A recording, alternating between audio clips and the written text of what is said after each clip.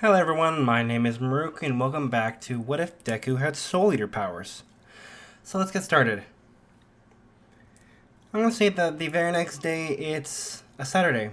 Izuku wakes up and he feels kind of discombobulated, I guess. Like, after the whole event of basically having his idol, the number one freaking hero, tell him that he might as well give up on his dreams, he kind of feels like dejected. He feels like crap.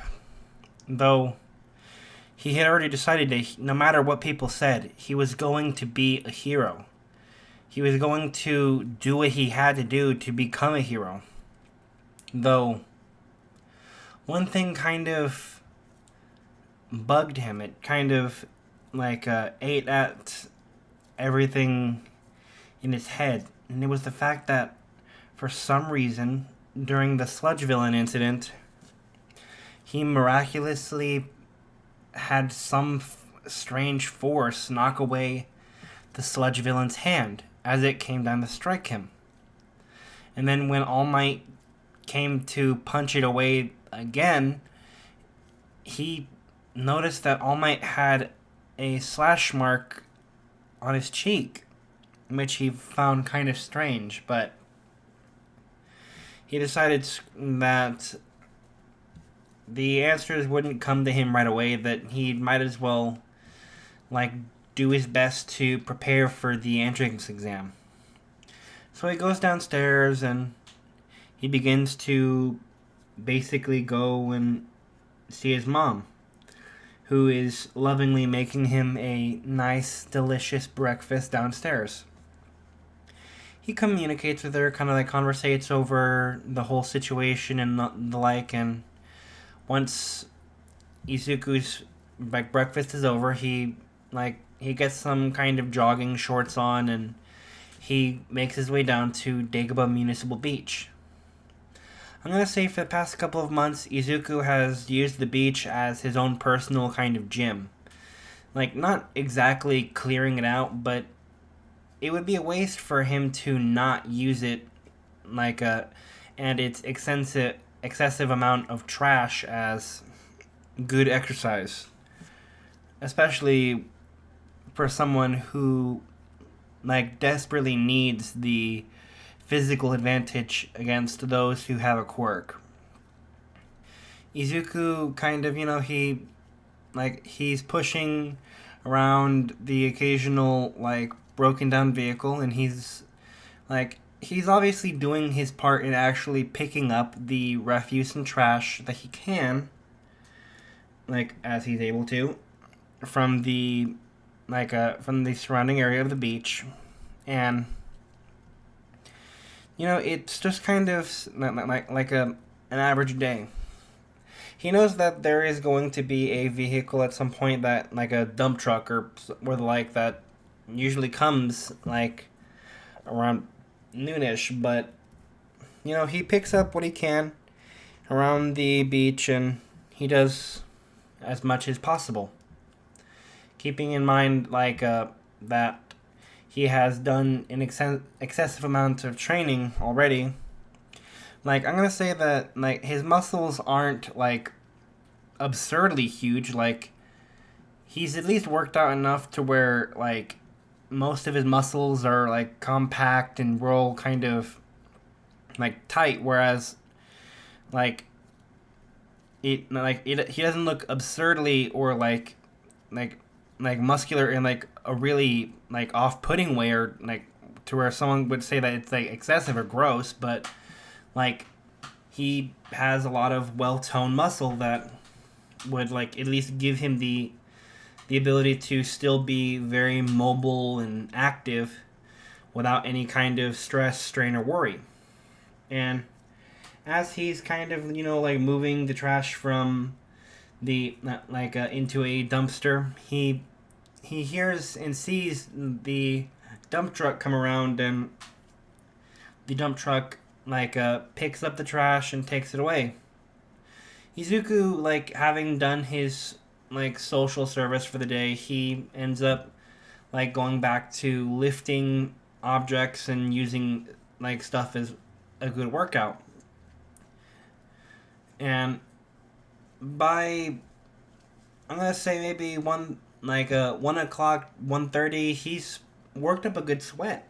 He's gotten himself like a good workout, and he feels very accomplished, very proud of himself for like all the hard work and into kind of helping keep his muscles like well toned, like and like like well like defined up. He's real proud of himself, and as he's kind of sitting there reveling in all his hard work, he notices off to in the distance, he sees like a tower made up of broken down vehicles, the occasional tire, just like a mountain of trash that looks very unstable. And he knows that sometimes kids will come around to the beach and will play like hide and seek with each other, and and he does kind of worry for the kids, because he's like, I wouldn't want a kid to come around here and have that fall on him. So as he's making his way over to the pile, he suddenly feels this strange like something strange going with his foot, and he falls over. He's like, he hits the ground hard, like boom. He's like, oh, damn it! What did I step on? And when he rolls onto his back and he lifts his leg, well, easily put, his leg is no longer a leg. It is a curved scythe. And he's like a type of blade. He's like, what in the hell? He's like, what? Where'd my leg go? Why is it suddenly a blade? Like, he is straight up confused. And rightfully so. His concern is reasonable enough. And he's like, okay, Izuku, don't freak out. Keep calm. Deep breaths.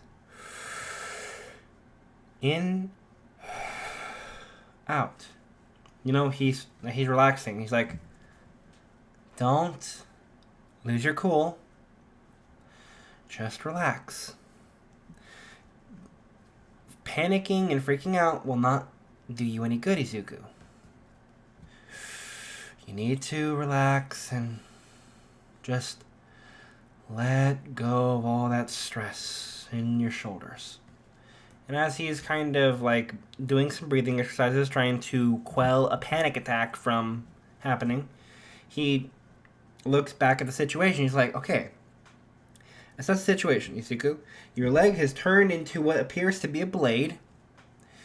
You have some uncanny ability now. That's a plus. But now your leg is stuck as a blade, and you have no idea how to change it back. And he's like, okay. He's like, maybe visualizing it turning back will fix it. And he kind of puts his hands to each side of his head, and he's like, okay, foot turn back into a foot, or leg become leg.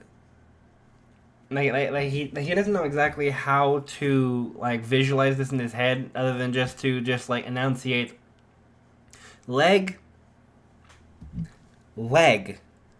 and he feels something change within his foot, and he's like, and when he kind of cracks his right eye open, and he sees that his foot turned back to normal. He's like, oh, thank God. Oh, thank you for giving my foot back. And he has never been so happy to have a leg, and he's not kissing his actual foot, but he's kissing his calf. He's like, sweet leg, I am so grateful that you're back. But then he kind of straightens up. He's like, wait a minute, I have powers. I have actual powers. And he's freaking the hell out. And he's like, I can be a hero. I can do what I've always dreamed of doing. He is literally losing his mind, with the amount of excitement in his that is coursing through him. the amount of dopamine, serotonin, it is just like skyrocketing. He's he's on a high right now. He does not want to come down. But like he's like, okay, Izuku, let's see if we can figure out how to work with this. Let's see if we can figure out how to make this whole situation work in your favor. And he goes, okay.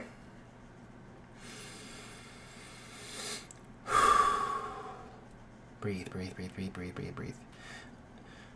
And he kind of like crosses his legs, and he's like, okay, let's see if we can change, like, force the transformation. And he crosses his legs, and he goes, imagine the blade within you.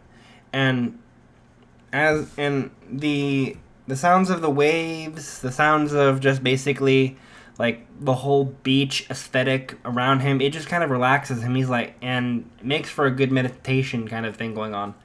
He's like, and like at one point he feels like he's floating in a watery space, and he doesn't understand exactly like what's exactly going on, but he just feels like he's floating, unexplainably floating. And then he can feel something deep within inside of himself calling out to him. He feels as if there's a voice inside of him, and he can hear it, but it sounds like his voice, but these are not his words. From inside of himself, he can hear, why is it you've come? And it is clear as day that he hears it, but he can feel his mouth moving and his own voice coming out in response. I have come searching for you. For what is it you search? It is the power that dwells within. What will you do for such power? I will give up my whole self. And in giving up your whole self, what do you plan to achieve? The infinite. And in this infinite void, what is it that you deem to accept? The power that is within. And with this power, what will you do? Protect those I love. And if you cannot protect those that you love, I will protect those who are dear to me at the cost of human life. Good, the voice says. Then accept the power and obtain the knowledge of great wealth, of great histories. Attain the knowledge of the blood of demon weapons. And as this voice kind of fades into the background, he feels his whole body. More precisely, he opens his eyes as he feels something going on with his body. And he sees his own, he sees his arms and legs kind of refract, change, dwarf. Almost like confetti, but like into a light that bends and shifts into a new form. And he is confused by this. He's like, what's going on? But then the next thing he knows, his vision feels weird. He feels like he's upside down in a way, but he's looking in two separate directions, one off to his left, one off to his right. And he's like,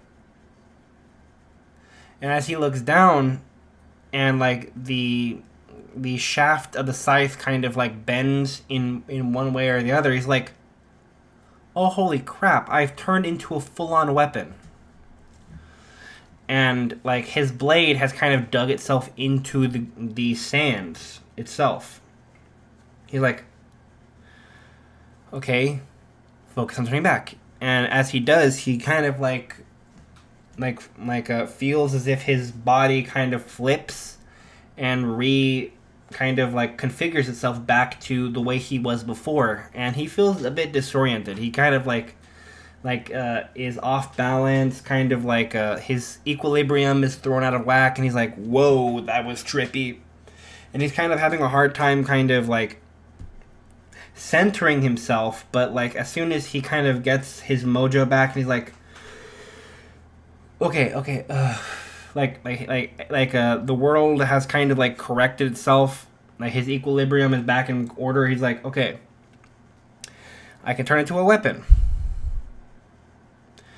And that's interesting. And he goes, okay, let's see if we can limit this. And he focuses on like pushing the blades through his fingers, and his fingers just kind of like shift into like miniature scythe blades for each finger.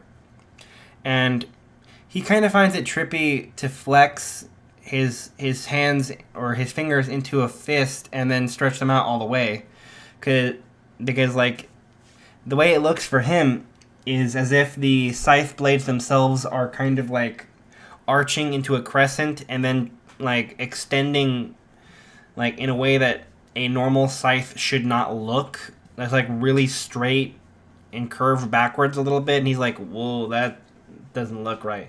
And he can literally feel the strain of his fingers as he tries to extend them out like that.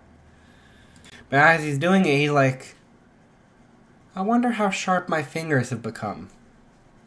And he walks over to a abandoned vehicle, and with one of his bladed fingers, he pokes at the car, and his finger just slides in like butter. He's like, whoa! And then he lifts his hand up high into the sky and swipes down, and like he shreds the metal of the car like it's nothing. And he's like, okay, obviously these razor sharp blades are a lot more potent than I expected. And then he looks back at that giant pile that he was concerned about before, and he's like, I got an idea. And as he kind of like walks up to the pile, he turns his fingers back and then shifts his arms up to the elbows into two scythe blades. So he looks like a mantis now, with the scythes kind of coming from like all the way from his wrist to his elbows turning into scythes. He looks like a weaponized like prey mantis. And it's kind of like to him it feels awkward and looks awkward, but like he's like, okay, this is like dope as hell. And as he walks up to this like tower of garbage, he's like, let's see what I can do. And he starts shredding like all of the rubber, the metal, everything, and it just like starts to kind of tumble down, like as almost like a bunch of metal flakes and rubber flakes flying in the wind. And he's like, yeah, a boy can get used to this for real. And he gets like super excitable. He's like, this is going to be epic. But like as he kind of like refocuses back on the whole weapon aspect, he's like, I wonder what else I could do. You know? Like he's kind of tripping out. And I'm going to say that like to save effects, he like whenever he turned into the scythe, he felt like he wasn't completely complete. Like he felt like he was lacking in a sense. Like obviously a weapon needs its wielder. Like he feels like he's missing a important half of his whole existence. Someone to like accurately and appropriately wield him as a weapon itself. But he does not know like if there is a specific person out there who is able to wield him appropriately. And I'm going to say that Izuku can be wielded by most people. He really can. But like there's a special person out there who can match his soul wavelength perfectly. And another aspect that I'm going to get into in a little bit is that if like for every user or every person that he that he uses as a pseudo meister until he finds his perfect match, he will change into different weapons. And a little surprise for that little concept will be reversed later and will be an interesting topic to talk about later. But nonetheless, he goes home and he's like, Mom, check it out. I have the ability to turn into a scythe. And he just has all these blades shoot shoot their way out of his fingers, right? And his mom is like a little bit freaked out. She's like, "What the baby? What's going on?" And he's like, Mom, calm down. I'm okay. I'm not hurt. See, look, they're a part of me. They won't hurt me. I promise. I am completely fine. But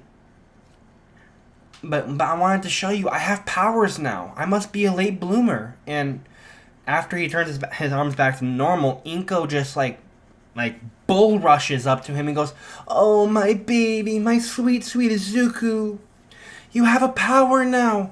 You can finally follow your dreams to be a hero. I'm so happy for you, my baby Izuku."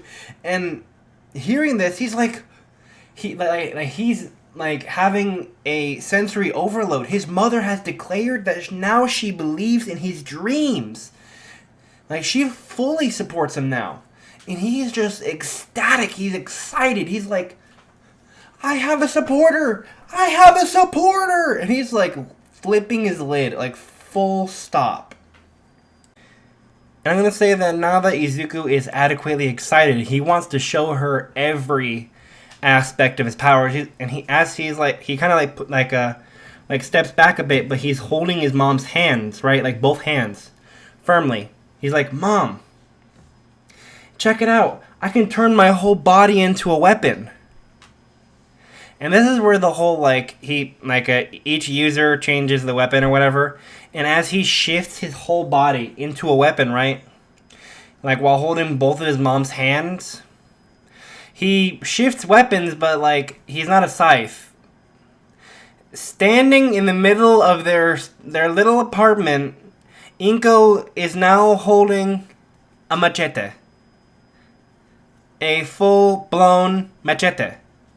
And she's like, "Izuku, baby, this is not a scythe." He's like, and the eye next to the handle is like, "I swear I was a scythe before. Why am I now a machete?" And Inko's like, "I don't know how I feel holding a giant, I'm gonna say 3-foot long machete in the middle of our apartment." He's like, "I don't know why the hell I turned into a machete for the love of glob. I was supposed to be a scythe, but now I'm a machete? That's interesting." And she's like, she's she kind of holds the handle with one hand and kind of brings the blade she's holding the blade facing towards the ceiling, and she looks at Izuku's blade and she's like, "Oh wow, Izuku, I'm not sure if you can see yourself." He's like, "I can't." Which, mind you, is a little bit trippy for Inko because of that weird soul distorted weird voice or whatever. She's like, "Well, Izuku, nevertheless, your blade is actually really interesting looking." And he's like, "In what way?" And she tells him that aside from the traditional kind of a metallic look for the blade, right? He has kind of almost a, how do I explain this? Green trimming along the green trimming where the black part, the back part of the blade should be, and it's and it has these intricate designs of wavy kind of, I'd say, symbols on it, and she's like, "It's actually downright pretty." And and like he asks his mom like, are you trying to describe like a acid dip? And she's like, and she like pulls out her phone and she types up what an acid dip knife looks like, and she's like, huh, yeah, definitely something like that. It's really beautiful and really intricate. He's like, huh, maybe different people change me into different weapons. And she's like, it could be. And he's like, maybe, and he like shifts back into a human, right? And as he thinks about it, he's like, okay, machete. And he freaking like extends his arm, and a giant machete blade kind of comes out of his, like replaces his right arm. He's like, oh shoot, I can actually now I can turn into machete. Well, that's awesome. And she's like, and she kind of like starts clapping like, I'm really proud of you, baby. Your powers are getting better and better by the minute. He's like, stop! Don't flatter me. You'll make me blush. And she's like, but it's true, Izuku. You're awesome. The fact that like, not only did you get a quirk, but you got yourself an uncanny ability that's nothing like anyone else has ever used. Not to mention that it's adaptable to different people. And he's like, true. It is adaptable depending on the person, he supposes. But like, I'm gonna say that after like this whole like ordeal is down, I've kind of gotten into the idea of eat different people, different weapon kind of thing. But I'm gonna say that Izuku, like he makes it like through the next 10 months, like training his weapon abilities, he avoids Bakugo as much as possible because he really doesn't want to see him. And like he cleans up the rest of Dagobah Beach, and he's like pumped, like psyched, like to the max. And I'm gonna say that Izuku like everything usually like goes to canon. He he gets done with the beach like a little bit earlier than in canon, I guess. Like the beach, because of the fact that he's been working with it like even before like the 10 months kind of training arc or whatever. Not only that, but the fact that he doesn't really need the training arc because he's already ripped as hell. But nevertheless, he gets to the UA exam, and he's kind of like he goes up to the building, and he is just like awestruck. He's like, whoa, this is so awesome. And like he's standing there gawking at the whole building when he hears the noticeable voice of Gatsuki in the background going, get out of my way or I'll set you on fire. And he freaking he steps aside like really violently, like freaked out because he's got that Bakugo PTSD going on. And like he feels like his whole body's shaking, and obviously PTSD will do that to people, but he's trying to kind of relax, take breaths, and not freak the hell out like crazy.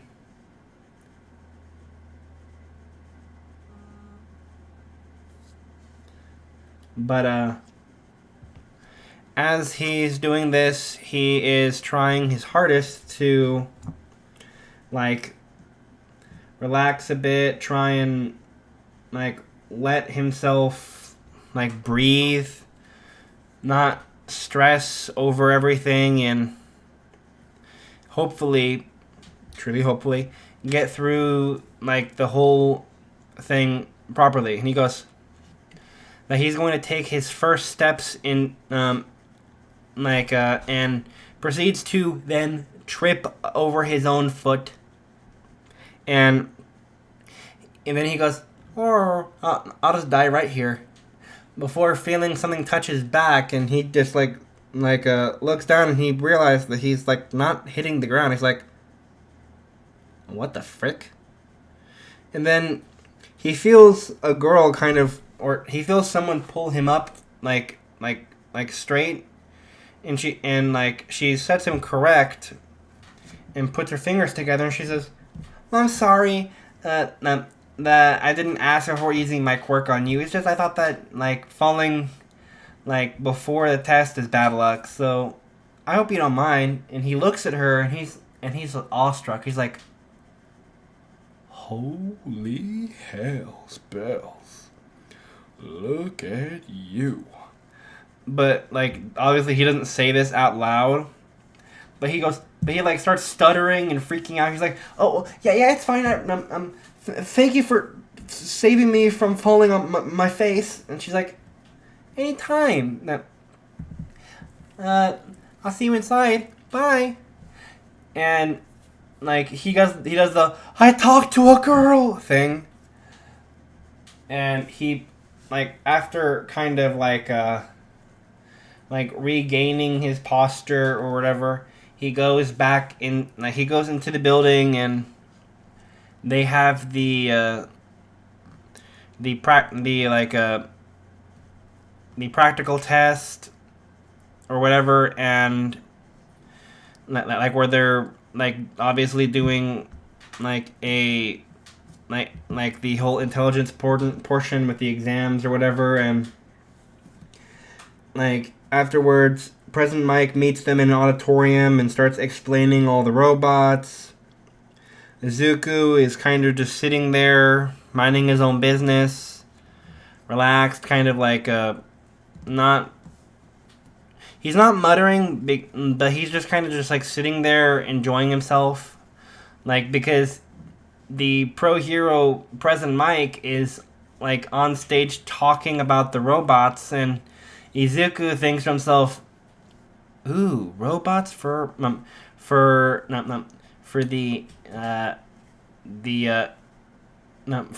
practical. This is going to be fun." Like, he thinks about it mentally, and then he hears a guy with blue hair who sounds like he's way too uptight for his own good, like talk about how there's 4 robots, not 3. And President Mike says that he was about to get to that until he was rudely interrupted. And that, yes, there is a 4th robot, but it's basically worth nothing. And that they should not pay it any mind. And Izuku is kind of sent to his his testing site, and he sees the girl again. And she looks like she's doing a stress exercise. And as he starts to make his way up to her, the blue-haired guy who seems to be very uptight, it looks at him and gets in his way and goes, "Are you were you about to go distract that girl? She looks like she's in some serious mental thought and practice. Are you trying to ruin her chances?" And Izuku, he's taken aback by that. He's like, no. She just looked nervous. I was gonna go in, give her some encouragement. And the blue-haired guy is likely story. And Izuku feels dejected because he was called out for something that he didn't even do yet, and starts to put his head down in shame and back up a bit. And he's like, I'm sorry, I didn't mean to impose. And the blue-haired boy goes, yeah, you delinquent. And then President Mike kind of comes up and goes, opens the doors.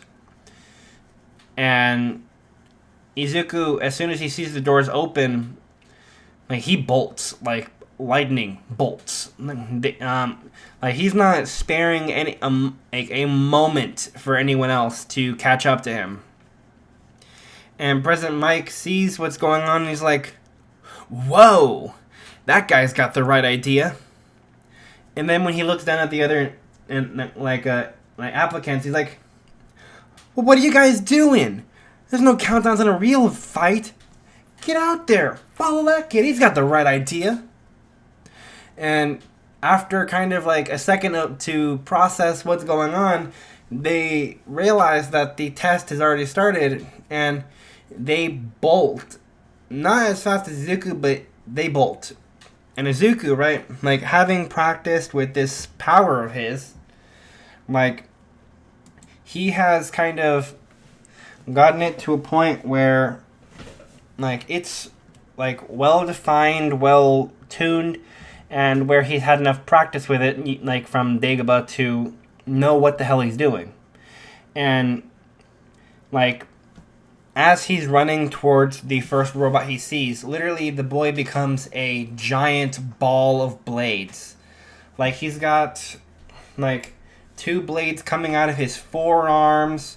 He's got like two blades coming from his shoulders, like in like a bunch of blades like propelling their way out of his legs, his his lower back, and he just looks like and he just like shreds these robots left, right, center, up, down, left, right, A, B, start. I'm not kidding. He just like shreds them to death. And from the observation room, like Nezu and them are watching this kid, and they're like, "Whoa, what the heck? What kind of quirk does this kid have?"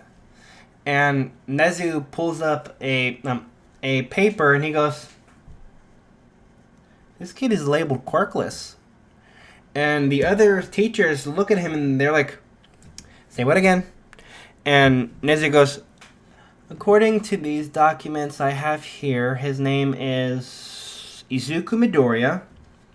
He's 15, and he is labeled under quirkless. These papers cannot be right. Obviously, the boy has a quirk." Which is explained away because Izuku and Inko never really went to the quirk doctor to like finalize what he has as a quirk. Not to mention that the one time that they actually did, the doctor vehemently refused to believe that his X-rays like were off, to suggest that the whole toe joint thing should suggest that the kid is quirkless, and he was vehemently like saying that there must be something else at play here, that that there's no way that the kid has a quirk, especially with the whole toe joint thing going on. Which, mind you, kind of pissed off Izuku and Inko, because they're like, well, obviously the boy has the power, so what the hell kind of research are you doing, stupid? But back to the whole thing, Aizawa sees the kid, and he goes, "I see a lot of potential in him." And Nezu goes, "Well, I'm glad to hear that, Eraser, because he's in your class." And Eraser goes, "Figures." But Izuku, he's just like going through these robots, shredding them left, right, and center, and like to the point where most of the robots are actually like stacked up into his kind of section, where like a bunch of the other applicants are having a harder time kind of racking up points, because Izuku is most assuredly like taking most of them, due in part that his speed, agility, and everything under the sun are like enhanced so so drastically by the fact that he like has so much kind of like practice with agility and all the like, that they wouldn't even know what to do with it, like with that kind of speed. Even Ida is being outpaced by like Izuku's kind of like ability to turn on a dime and all that. And Izuku is like really proud of himself, because like he's calculating all the numbers in his head, and like I'm gonna say that from that at this very moment he has about say 89 points, and that's not including the couple of times Izuku has literally dove in to like save the occasional like people who were not paying like very good attention to their surroundings, and him having to basically like put his neck out to rescue them because they're dumb arses. Yeah, basically, like, his 89 points are, like, not attributed to anything having to do with his hero points. Or rescue points, actually. Sorry. Um, but basically, he uses the blades to go climb up a building and sit on the edge of the roof of the building in question, and he goes, "Yeah, I think I've got enough points. I'm just gonna sit back and let the others have their fun now." And as he's doing this, he just kind of like, he sits back, he relaxes, he chills out, and he's like, I wonder how Bakugo is doing. Which no one cares about Bakugo. Bakugo is a pain in the butt who is a abusive son of a gun. But nevertheless, while Izuku is sitting there, he thinks that time should be coming, like the end of the trial should be coming around, and he thinks to himself, I wonder what happened to the 0 pointer. That thing hasn't showed up at all yet. And at that moment, the ground rumbles. Everything shakes. And he's like, I shouldn't open my mouth. I shouldn't have opened my mouth. I really should not have opened my mouth. But in like half of a street down, or a street, like 2 streets down, he sees a colossus of a robot, like gigantic, kind of like barreling its way through, like in between buildings and destroying everything in its wake. As he looks down, he sees a bunch of, like, a bunch of people, like, running away from the robot. And as he kind of, like, descends down, he, like, manifests a blade out of his arm, and he kind of, like, hooks it into the building and just, like, starts to, like, slide down the building. He's like, yeah, my work here is done. I might as well follow these idiots out to the gate. And as he's kind of, like moseying his way through, to the gate leisurely, he hears something something from behind him. It sounds like a groan of pain, and as he turns his head, he sees the brunette girl from before. She appears to be pinned under some rubble, and the robot is quickly approaching. Izuku's mind and body move before, or his body moves before his mind can catch up again, and he's like right next to the girl. And she has a notably big kind of like a piece of rubble kind of like crushing her foot. And he tries to lift it, but it's not working. And Ochako, or the brunette girl, is basically like trying to reach the rubble, and he's like, and he looks at her and he's like, okay, I can get you out, but you have to trust me. She's like, I trust you, just get me out of here. And like, he shifts both of his arms into giant scythes from it, and he goes, okay, don't move at all. Take a deep breath in. And she does. She goes, and he slashes down real hard, and he breaks the earth like enough to where like around her foot to get her foot out. And as he's like lifting her out of the rubble, like he throws her arm around his neck, and he's trying to quickly move her away from the robot, but the robot is like getting closer and closer. And like Izuku,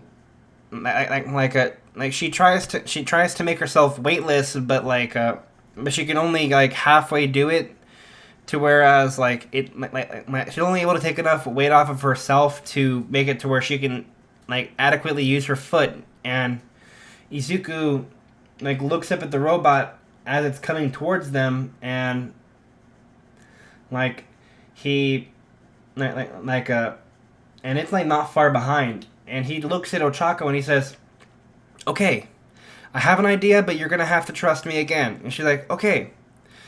And he's like, my power allows me to turn into weapons. And whenever I'm connected to someone and I turn into a weapon, like I change weapons depending on the person. And she's like, okay, what does that mean? It means that it means that I'm gonna turn into a weapon, and you're gonna have to like throw me as hard as you can towards the weapon. And she's like, okay, I trust you. And Izuku shifts his whole body like into a weapon, and while he's technically connected to her, he shifts and he becomes a warhammer. And like she catches him in her hand, and she's like, you are surprisingly light. And Izuku feels like a weird connection to her. And like and Otaku's like, what's this weird feeling I'm getting from holding you? And he's like, and Izuku goes, I know what it is. I know what it is. He's like, focus on pouring on like a on kind of connecting with me for a minute. And she goes, okay. And like Izuku yells out, soul resonance. And Izuku's soul kind of like resonates with Ochako's in like a perfect symphony, causing him to grow in size, like literally exponential size. And Izuku yells out, Keishin Hunter! And he yells at her, throw me! And she freaking chucks him so hard at the robot, and when he hits the robot, he smashes into it, sends it flying backwards, and it starts literally dragging on the road as it starts falling apart into small pieces. And in the observation room, the teachers, like Principal Nezu, everyone is seeing this go down, and they're like, what in the hell just happened? And Nezu starts laughing like a maniac. He's like, it appears that we are the witnesses to young Izuku Midoriya's full power.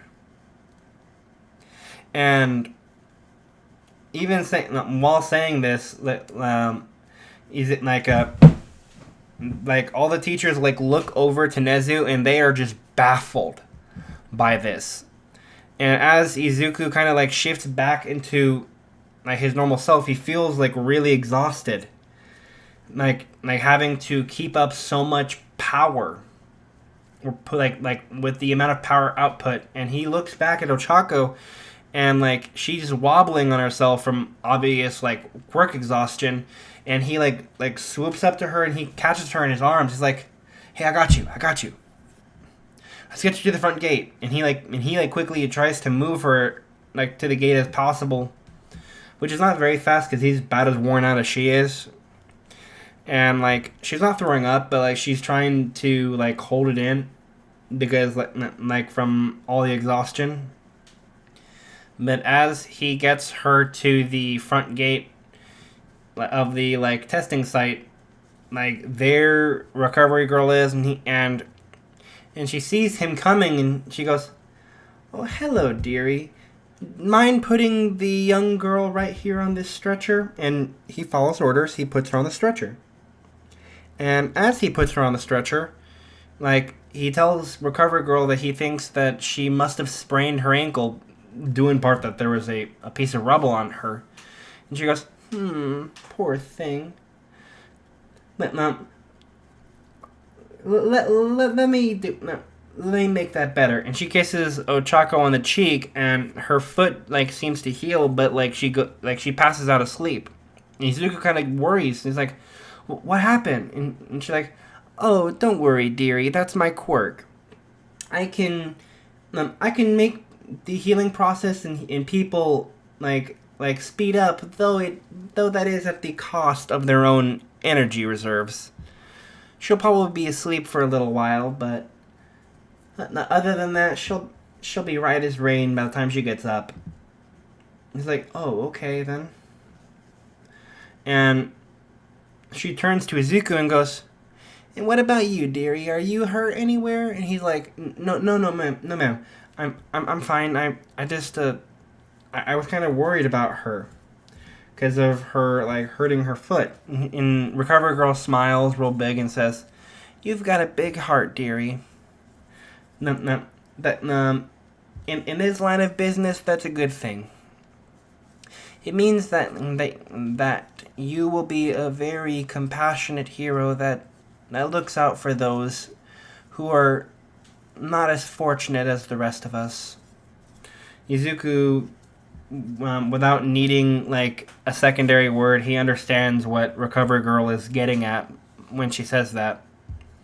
He understands that what she's referring to is basically like the people who are on the bottom of the barrel in society who are being mistreated for something that they themselves cannot control. And it saddens Deku because it's true. People who are born with either a useless quirk or quirkless are treated like they're nothing. Technically, having a useless quirk is better than being quirkless, but even still, in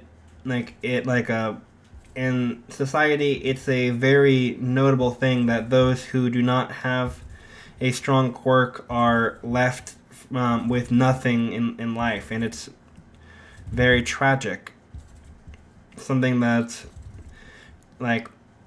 most occupants of UA are aware of and feel sympathy for. But unfortunately, you can't fix a whole society as much as you wish you could. But I think that after Recovery Girl takes Izuku and Ochako to the nurse's office, Izuku kind of sits there until Ochako wakes up, and they have a whole conversation of introduction whereas Izuku introduces himself to Ochako introduces herself to him properly, and they kind of hit it off. They become very fast friends. And I think that's where I'm going to leave off this part of What If Deku Had Soul Eater Powers. I hope you all enjoyed. And don't forget, the shadows are watching.